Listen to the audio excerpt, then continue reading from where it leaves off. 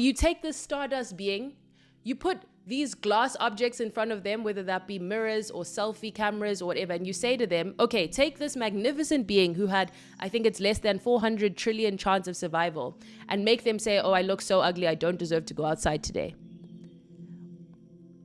Oh, look at my skin, I'm so disgusting. Why don't I have the career I want? How is it that she or they have this and I don't, right? You take this majestical being, you force them into the opposite of a majestical reality. We become reduced to what society wants us to think of ourselves, because as long as we carry shame within ourselves, we are less likely to demand anything from the social structures that surround us. They want us to equate our worth and our very existence to our productivity, to our income, to our social standing, to the way we're able to conform to toxic beauty standards, to our social media following, to our social status, to the job we have, to how famous we are. You know what I mean? So, because then they can reproduce the society. So we are the ones who then, of course, suffer, because in our being, we feel we are deficient. We literally cannot go a day without thinking, I'm unworthy, I'm not enough. I literally don't deserve good things to come to me. You know, I'm lack manifested instead of I'm abundance manifested. I am love. I am divine. I am a cosmic being. I am a stardust being. I am more complex and more deep than I could ever fully comprehend. I affect people in ways I could never comprehend. Hello, sunshine, and welcome back to Paradigm Shift with Ayandastood, a place where we reframe what is and reimagine what could be. I hope you enjoyed today's episode. Let's paradigm shift together. Some weeks I ask myself, what is the most loving episode that I could bring to you this week? And it always seems like such a divine and precious and beautiful approach to me creating this podcast, because I feel like the love dimension and the understanding of reality as a manifestation of love, either the lack thereof or the expression of it, is something that has really spoken to me in recent years, and something that I feel very called to is how can I be a manifestation of love on this planet? And that is a purpose that so many people do, can, and must take up in order for us to bridge ourselves into a world that's rooted in love, a world that love is the soil from which that world would grow.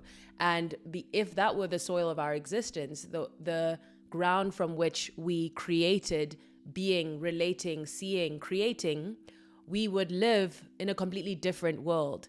And we would see many more manifestations of love as normal and normalized in our society. In the society we live in, it is very rooted in ideals that have come from the colonizer and have come from capitalism ever since, and white supremacy and anti-blackness and anti-fatness and all of these manifestations of hierarchy, of supremacy, of dominating, one group dominating over the other, imperialism, and all of these things. And so what will we see from that? Pain, loneliness, shame, never feeling worthy, never feeling enough. And that is the exact pain that I wanted to speak to on this episode. And what I wanted to remind you, or what I wanted to bring you into a deeper knowing about, and tap into that part of you that already knows this, and bring more texture to that and more feeling to that, is the idea that you are irreducible.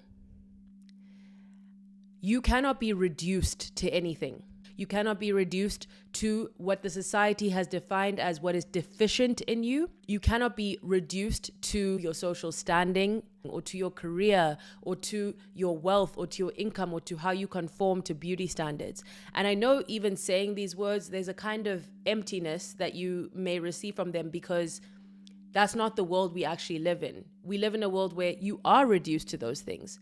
People will treat you completely differently based on your conformance to the Eurocentric beauty standard, based on your ability, based on your skin color, and all of these things. And so we are surrounded by people who do reduce us constantly. And because we are social beings, and we are also beings who are meant to exist within a cultural and social framework, we internalize that messaging very deeply. And then it becomes very impossible to create a self-concept that counters that understanding, because it creates a kind of conflict even as we tell ourselves on this side of the internet, I'm not what I create, I'm not what I produce, I'm not how I look according to this beauty standard. I don't even know how I look, because in a different world, I wouldn't judge myself beautiful or ugly based on this filter that I receive my image through, because hopefully there would be no filter, or there would be an entirely different filter, but hopefully there'd be no filter, and hopefully how I looked would not be how I'm received by other members of the collective. Hopefully my divinity would be recognized. Hopefully my cosmic identity as a stardust being who is profound and who is powerful in the most precious way, powerful in the sense that they can choose to be love, they can choose to create magic, they can choose to relate to others in such a way that healing becomes the norm of the society. So essentially what I'm trying to say, or what I am saying, is I know that it can sound, or it can come across as not rooted in the reality we're forced to live when we say these things. But we have to bring a new world into being by recognizing the possibility of it in our current state of being. So today I want to invite you into seeing the ways that you reduce yourself, because the society reduces you and then makes you reduce yourself, and invite you into a different understanding of yourself as something that cannot be reduced. And what I want to say that is a little bit uncomfortable, but the other side of this phenomenon, like it's the same problem, it's just the other face of it, is you cannot be reduced to your successes. You cannot be reduced to your victories, quote unquote. You cannot be reduced even to the dreams that you manifested, that became real, that you are so proud of. Because once we get into that place, once we say, okay, I am my quote unquote successes, I am my victories, I am the things that I called into being that are now present in my reality, we face the corollary of that, or the implication of that, which is that when I am not succeeding, when I am not quote unquote winning, and life is not a game, or life is not a competition, rather, let me say, I will do an episode on games because it really fascinates me, because sometimes I hear people say life is a game and I'm like, oh, that's a trivialization of life. But then I'm like, is that a trivialization of games? And I just want to like dive into that because I'm so fascinated by how deep a game can be. And I don't know if you are familiar with the concept of infinite games and the idea that life can be thought of. There are certain realms of existence in our lives that can be thought of as an infinite game. I'm going to do another episode on that, not anytime soon, but one day. Anyways, going back to what I was saying,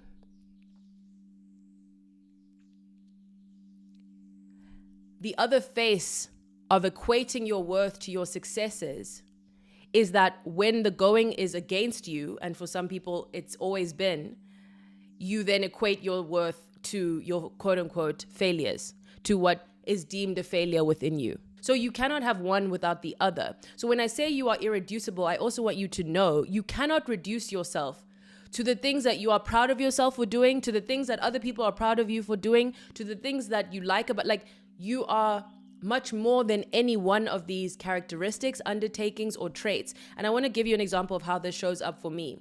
So when you are in the social media space, obviously it's very, very, it's impossible to not let the numbers of it affect you. And it's by design, right? They want to appeal, the technology industry wants to appeal to that deep part of you that craves social approval. And then they want to gamify that and basically get you to use yourself against yourself as they use you against you.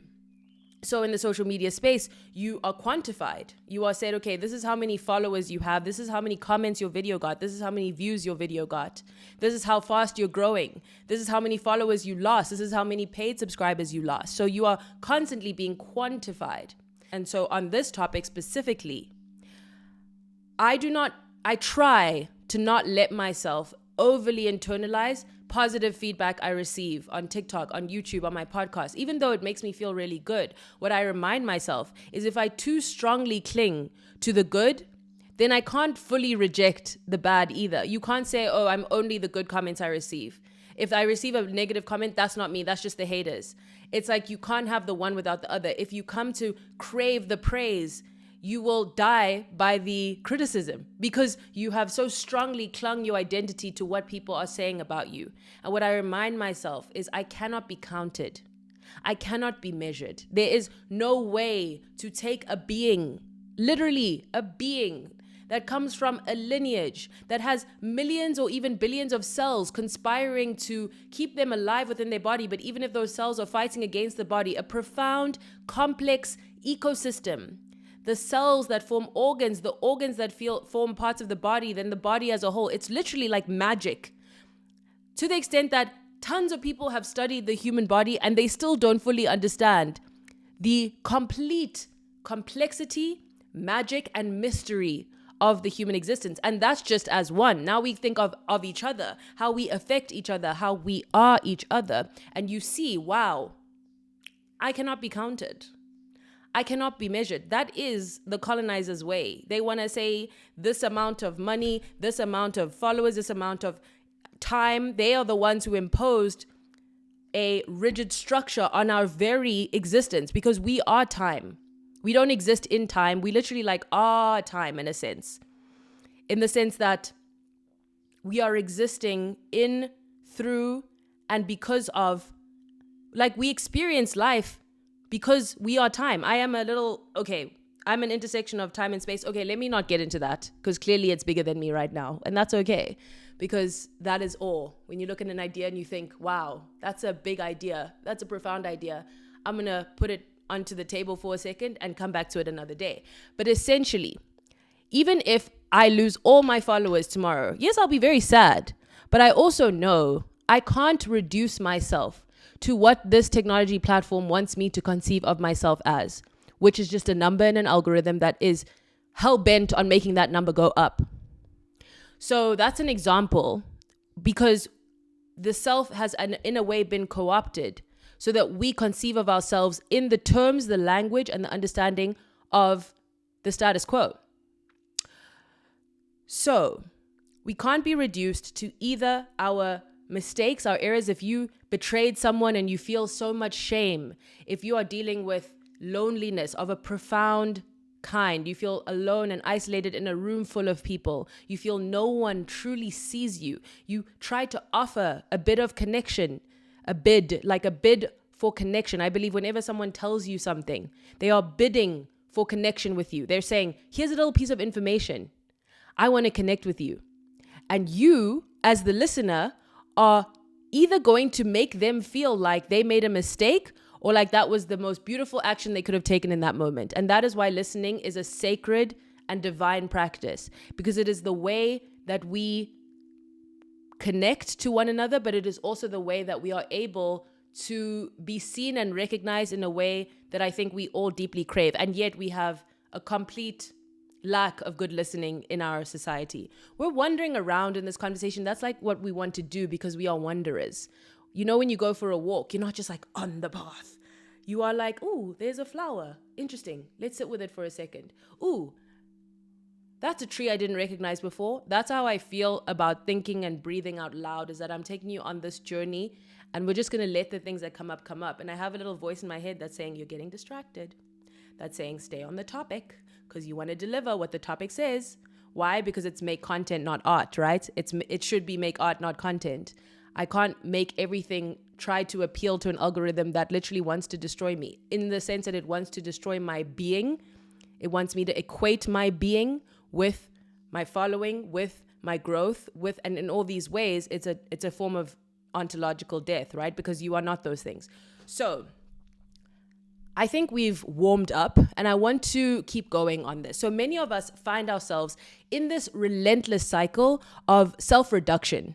And it doesn't come from us. It comes from the society we grew up in, the cultural messages that surrounded us, our upbringing, the caregivers in our life who are also a product of this society, who maybe imparted beliefs and understandings and responsibilities and expectations that could be soul crushing towards us.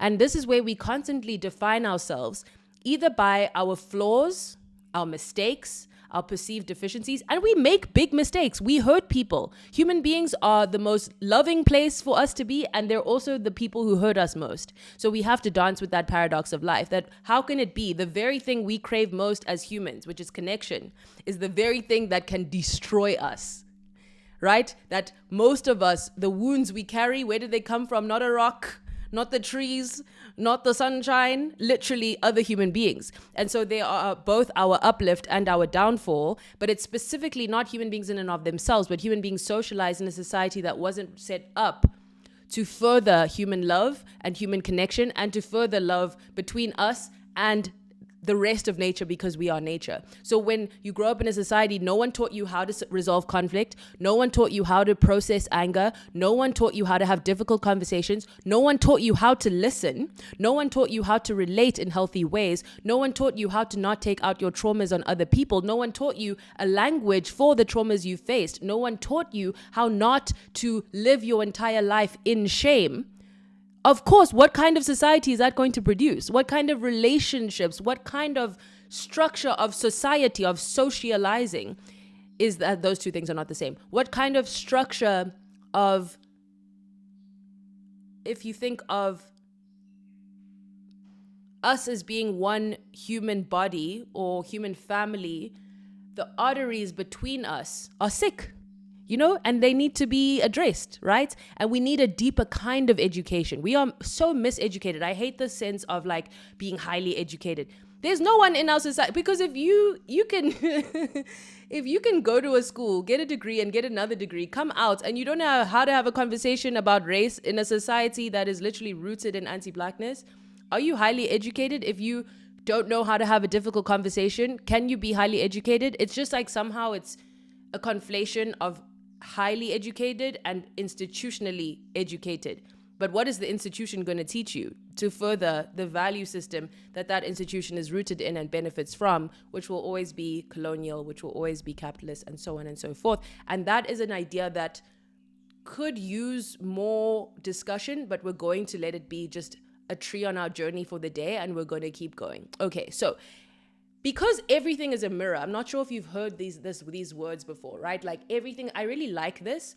So you're experiencing your reality through your own being, right? Like if you believe X, you will view reality through the lens of X. And if we think about everything being a mirror, we see ourselves, like when you're moving through the world, the way that you interpret certain events is through the filtered mirror of your own experience, your own conditioning, and your own commitments that you've had throughout your lifetime.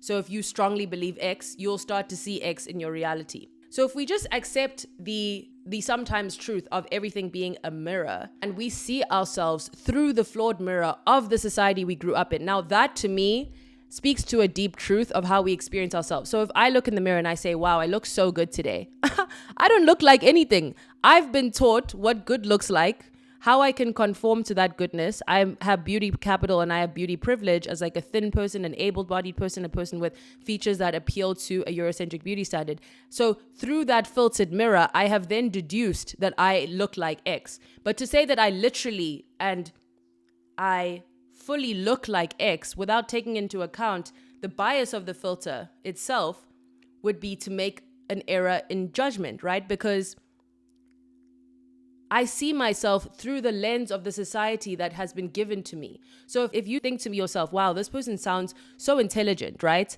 But if I had a different accent, if I had a different South African accent, if I had a different way of expressing myself, if I had a stutter or if I had a speech disability, then you wouldn't necessarily perceive or receive me in the same way, because everything is filtered through the mirror of the society we've been given. So we see ourselves through the flawed mirror of a society that is rooted in the cultural values of individualism, of shame, of capitalism, anti-blackness, anti-fatness, homophobia, ableism, elitism, classism, loneliness and isolation, like all of these things, right? Like we cannot separate our self-concept from the flawed mirror of the society that we've been given. No one can just conceive of themselves as if they live on an island. They have to take into account, and they do as a being that is designed to keep themselves alive and therefore to cohere with the society that has been given to them. Because we see ourselves through that mirror, we then come to deeply imbibe the value system that has been given to us, which is, of course, it's like not our fault, right? So as a result, what happens? In and of ourselves, we are multidimensional beings. We are we're everything everywhere all at once. We have dreams. We have synchronicities, those kind of divine coincidences where it feels almost like you are having a mystical experience, because how could this have happened in the way that it did? We speak languages, like we're designed to communicate with other beings, which is just profound. We have consciousness, and we have these thoughts and feelings that change and that fluctuate, and then we have how we experience ourselves, but then there's how others experience us, and that's not always the same. And there's the memories that people have of us, there's the memories we have of each other, there's the fact that we literally exist because of our connection to earth. Like, had your parents and their parents and their parents and their parents not eaten the food of the land, like from the soil and from the animals that consumed things from the soil, we would not exist. Like, we are intertwined with the universe. Okay, so we're these multi-dimensional beings. We literally are made up of the same matter as the stars, as the cosmos. It's really sensational and divine. And we live on a planet literally set up for life, literally abundant with food, abundant with water in and of itself, right? Not through the paradigm of capitalism, and that poverty is structured by capitalism and by white supremacy and so on, and by imperialism. So we are these multidimensional beings, but we are forced to have a one-dimensional experience of ourselves and of each other. What does that mean? We are flattened into what we do, how we look, our social status. You know what I mean? We're flattened into a very one-dimensional understanding of being, which is the material reality as in accordance with this power structure that exists. Okay? So this view that we then take on of ourselves as unworthy, as shameful, as embarrassing, as too something, too ugly, too unintelligent, too poor, too disabled, okay? We take on this view, but that view reflects the interests of the society we grew up in. So everything is a mirror, right? Because if they can mirror the value system of the society within us, we will come to reproduce that value system and mirror it within others. And that is also how the chain of the society is passed, and the family structure is meant to reproduce the value system of the status quo and of the state, okay?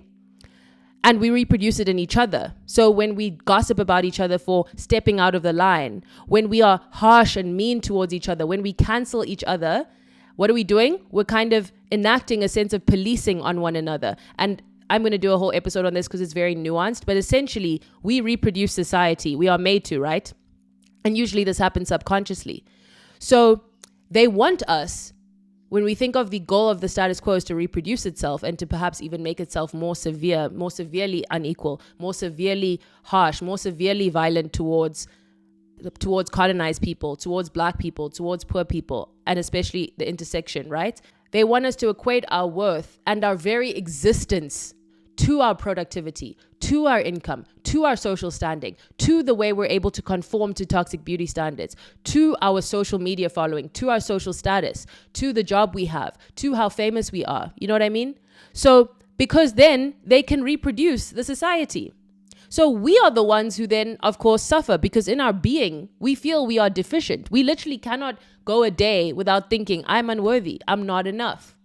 I literally don't deserve good things to come to me. I am lack. You know, I'm lack manifested instead of I'm abundance manifested. I am love. I am divine. I am a cosmic being. I am a stardust being.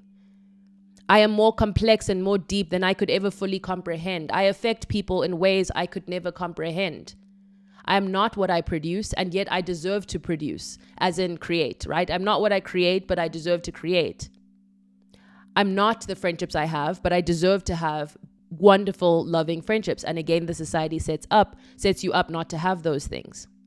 So this one-dimensional view of self-worth, where you take this stardust being, you put these glass objects in front of them, whether that be mirrors or selfie cameras or whatever, and you say to them, okay, take this magnificent being who had, I think it's less than 400 trillion chance of survival, and make them say, oh, I look so ugly, I don't deserve to go outside today. Oh, look at my skin, I'm so disgusting. Why don't I have the career I want? How is it that she or they have this and I don't, right? You take this majestical being, you force them into the opposite of a majestical reality, and the result is that multidimensional being comes to conceive of themselves and is treated as others, as deeply one-dimensional in a way that reflects the society. So This one-dimensional view of self-worth is further exacerbated by the societal pressures that compel us. We are compelled, it's not our choice, to measure our value based on our careers, our wealth, our social status, our conformity to beauty standards, the number of followers we have on social media. And as such, we are alienated, like we are removed from, we are dislocated from, we are alien, like it is foreign to us. We are alienated from our divine nature. When I say divine, I'm talking about that transcendent reality, that mystical reality, right? That goes beyond what can be necessarily put into words, that is in some sense inconceivable and in another sense deeply felt and known on that spiritual plane of existence. I'm not talking about organized religion, but it obviously has been connected and many people access the divine through religion. Wonderful. But I'm talking about a sense of magic. There is this essay that I've saved to my pocket, which is this website that lets you save essays so that you can like read them later all in one place. And there was one that speaks about how magic became miracles, like when there was colonization and persecution of indigenous people. They basically made this huge distinction between what the indigenous people were practicing, which they called magic and they called savage and they called primitive and obscene. But then they also, in the church, have the notion of the miracle. What is the difference between a miracle and magic? Like literally ask yourself that question. Anyways, let's continue. So we become reduced to what society wants us to think of ourselves, because as long as we carry shame within ourselves, we are less likely to demand anything from the social structures that surround us, because we believe we are the ones to blame for our own deficiencies. And actually, more specifically, we then start to resent and attack one another rather than the powers that be, rather than the society, the social structure. We feel shame. So when we have another human being who brings up our triggers, what do? We try to dominate them, or we flee from them, we abandon them. So we hurt each other. We're all projecting onto one another, or we're harming one another in very severe ways. But often those people who inflict pain has been caused to them. It doesn't justify it, yes, but it helps to create a sense of empathy for why this occurs. We must be curious, right? Why do these things happen? And it's a cycle of violence, and it's a society that wants that to be the case. They don't want us to be in our abundant love. They don't want us to conceive of ourselves as siblings in the human family. No, they want us alienated from each other. They want us isolated because we are much weaker that way. They want us fixating on the narrowest version of love, which is romantic love, because if we all loved our neighbors, if we all saw each other as interconnected, if we all saw each other as divine and precious, every single being, like let's think about what's happening in Palestine is the exact opposite thing as what they want, as in they don't want us to empathize with the people in Gaza. They don't want us to feel so moved and such a deep love for Palestinians that we are willing to go onto the streets and do everything we can. They want us alienated from each other, okay? And what alienates us from each other? Well, typically the unlovability and the unworthiness and the shame we feel within ourselves, and also hatred for the other, like anti-blackness, the isms that live in each of us. Anyways, let's let this leaf be a little friend on our journey that we met, and let's continue. So when we think we're the ones to blame, we stop blaming the powers that be. We stop blaming the order of the world. We stop blaming the hegemonic powers of the world. We stop blaming the institutions and the people in power who shape the world. And so this reductionist perspective not only limits our understanding of our true self, but it also undermines our ability to appreciate the complexity, the depth, the wonder, the awe, the divinity, and the magic of our being. So when you are reduced, to reduce, what does it mean? Make smaller or less in amount, degree, or size. And there's an alternative meaning, which is to bring someone or something to a worse or less desirable state or condition. So she was reduced to despair, a worse state than that person would choose for themselves, right? And so when we are reduced, we are less potent. We are less powerful. And I think we feel that in ourselves when we are stuck in our unworthiness, and when we're stuck in our feelings of I'm not good enough, or I'm what I create, or I only get to feel proud of myself once I've done the thing, or I only get to eat once I've done the thing, I only get to sleep once I've done the thing. That's another way that they benefit from our unworthiness. Do you know what I'm saying? When we're unworthy, we're just much more susceptible to the cultural and social conditioning. And yet it's not like you can just choose to feel worthy tomorrow because the whole society is set up on your unworthiness. So this reductionist perspective, as I said, it limits or undermines our self-concept. And we develop this self-concept where we don't fully capture how deep, how complex, how multidimensional, how awesome, like how full of awe, how divine, how magical we are in our being, not in our doing, in our being itself. And now I want to ask you a few questions. What if, my darling, what if you are love? What if you are love? What would that give you? Not if, what if you could feel love? Not if, what if you could do love? What if you are love? What if you are a manifestation of love on this planet? What does that mean to you? When you feel a sense of awe, what if you are that awe? What if when you feel that awe, you are coming into who you actually are? What if you are wonder?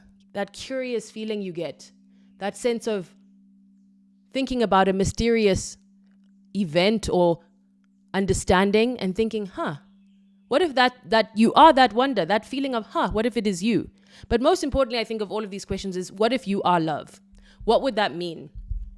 What if your inherent divinity, again, divine, magical, mystical, beyond words, beyond the material reality, beyond the physical understanding, beyond anything I could put into words for you, you must simply, no, you don't must anything. I'm going to let you define that for yourself.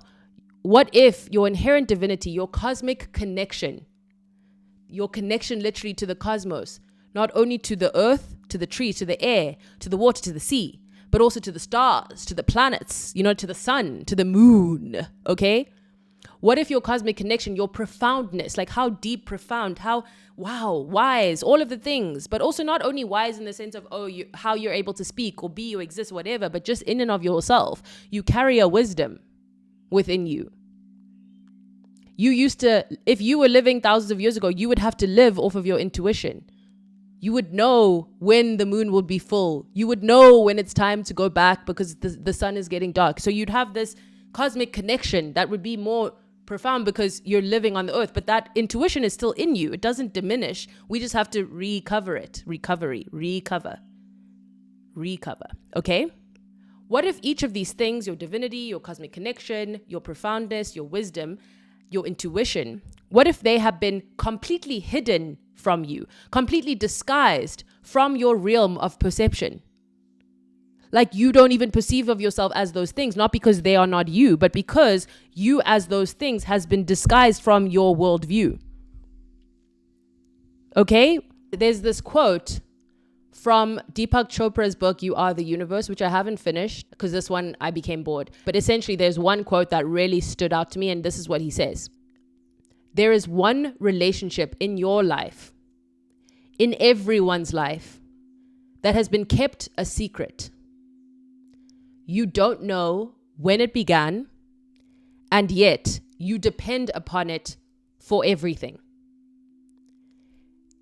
If this relationship ever ended, the world would disappear in a puff of smoke.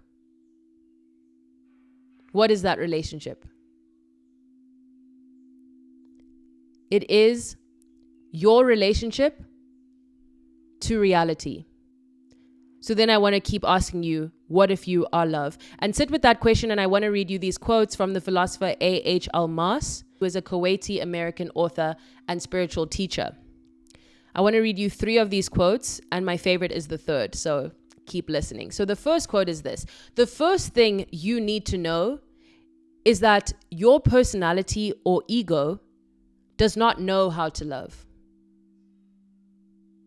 Isn't that so profound? Your personality or ego does not know how to love. How many of us get defensive, right? When someone's giving us feedback on how we affected them, and we just feel in the self this need to defend ourselves. No, I didn't show up like that. No, that's not what I meant. No, you just don't understand. That part of us, it's a sense we have of who we are. What is that? Our ego. That part of us does not know how to love. When you are trying to protect your self-concept, you don't know how to love in that state. So the personality is the product of the lack of love. So how can it know love? Listen to that again. The personality is the product of the lack of love. So we form this ego out of the ways we have not been loved, not out of the ways we have been. Because the ways we have been loved will show us we are unconditionally loved. The personality is the product of the lack of love. So how can it know love? Those are two sentences that we could actually have a whole episode on, but I'll let them sit in your consciousness. Something I love about philosophy as a realm of thinking is that, or feeling rather as well, is that the riddle is part of the point.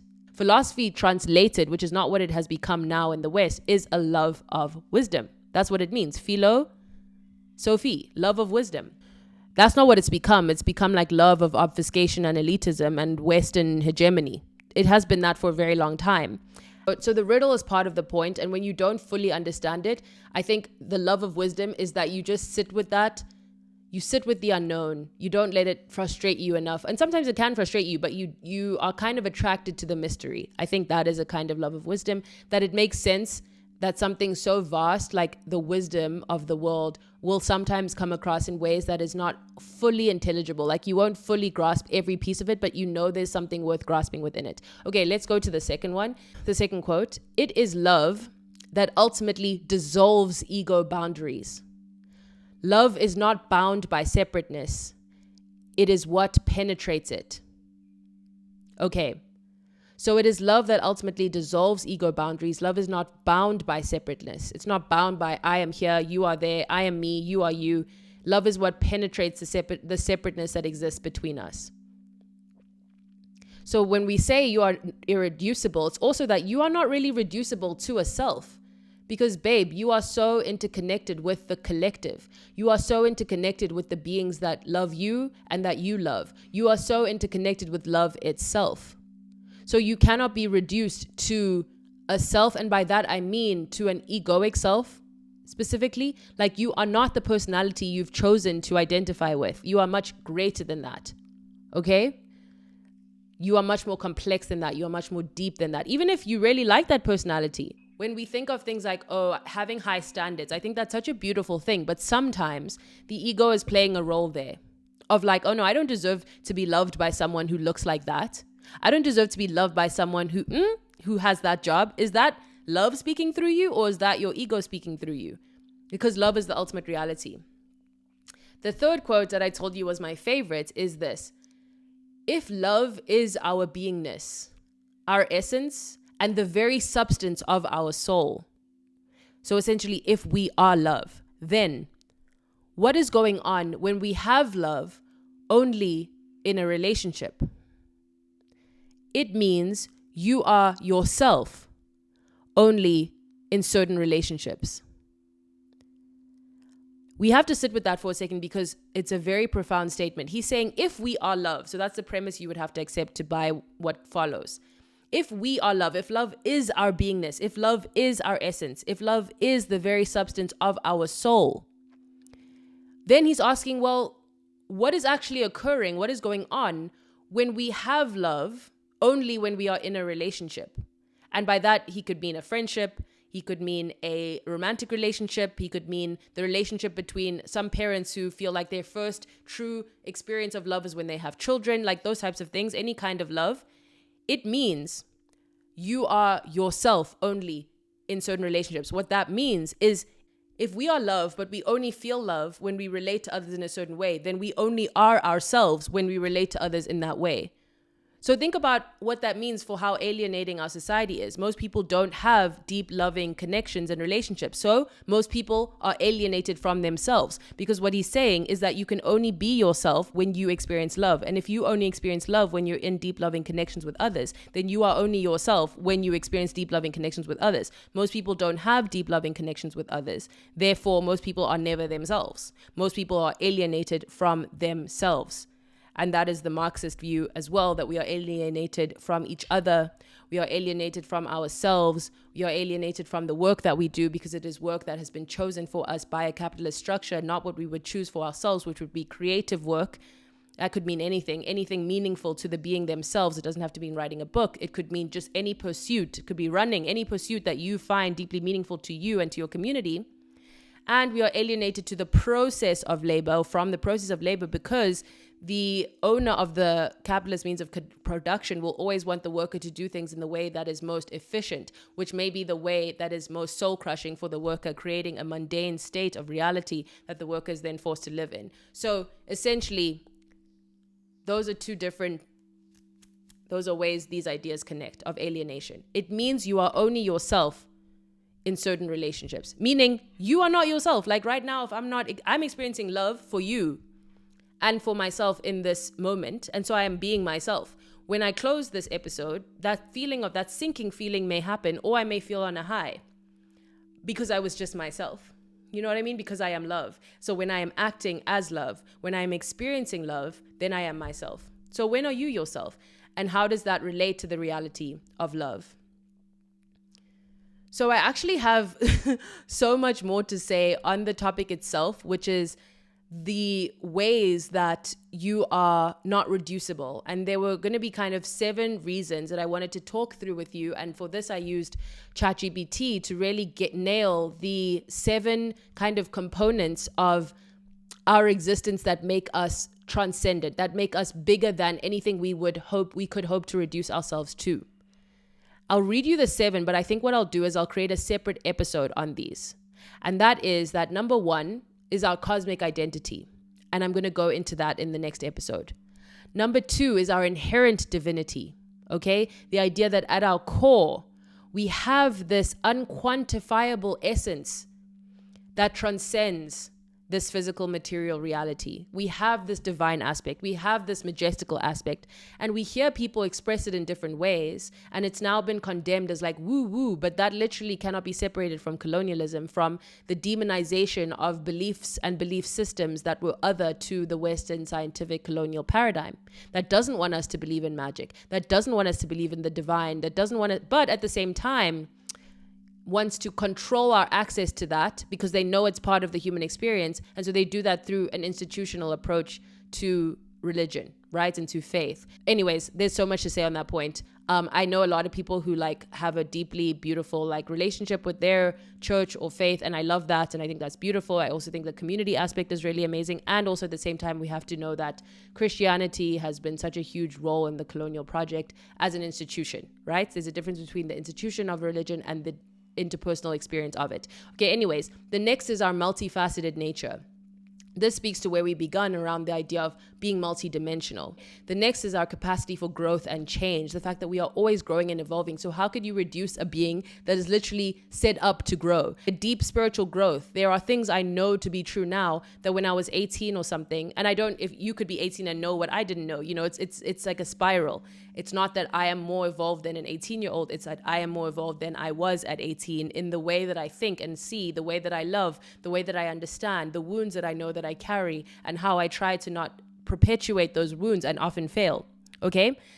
The 5th is our unique life experiences, that we can't be reducible because we've gone through so many things that at one time we might not even have thought we would survive. And we've had this profound existence. We have so much wisdom in us and so much knowledge in us and so many experiences within us. And then we take this moment or this chapter or this experience and we say, I am this. I am this friendship breakup. I am this romantic breakup. I am this job firing. I am this experience that I'm having. And yet we are so complex in how many unique life experiences we've had.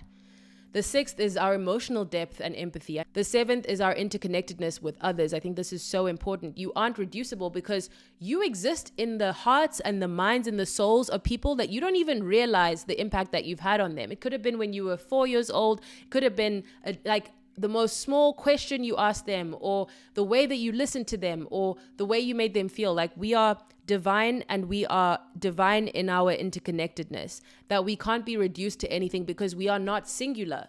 Remember that quote on how love penetrates boundaries. And so the people who we've led into our lives or who we've been in their lives, but also just even if you're not in anyone's life, you are interconnected being with the earth and with each other. And so if you are interconnected, imagine like an interconnected like diagram of like webs between them. And then this one dot on the diagram saying, oh, I'm this dot. That's all I am.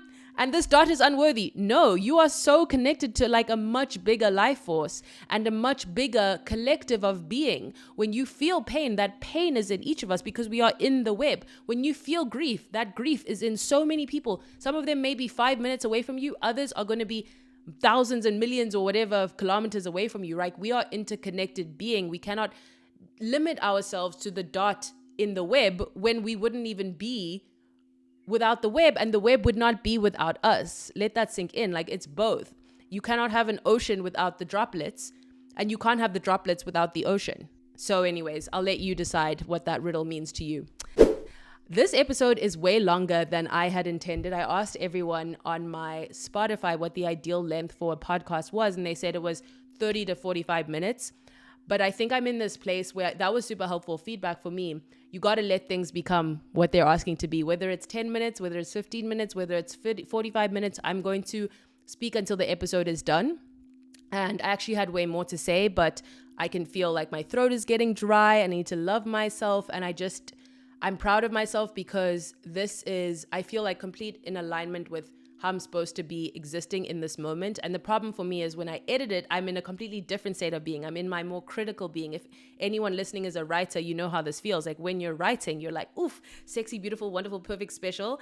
I mean, if you allow yourself that space, and most of us don't, most of us edit while we write. But if you write freely with music or whatever your vibe is, you feel like you're in flow sometimes, not all the time. But then when you're editing, you're like, oh my goodness, this becomes stressful. This is not good enough. This should be this, that should be that. And it becomes this kind of more mechanical approach to your art.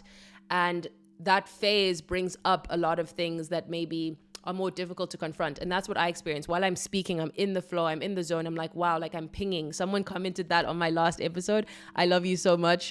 By the way, my Spotify, I read every single comment. You are my lifeline. Everyone who has commented on my episodes, you are literally my lifeline. I would not be existing without you because you keep me going. Like literally, I read them all. And the one that has the most is the you have nothing to prove one. And so many people have said, I've listened to this 3 times. I love this episode. So many wonderful comments on that episode that just made me feel so precious and so in alignment with the kind of impact that I'm hoping to have. So thank you so dearly for the people commenting. I know not everyone listens on Spotify, so leave comments on Apple as well. I love you. And on my YouTube as well. Thank you so, so much for being on this journey with me.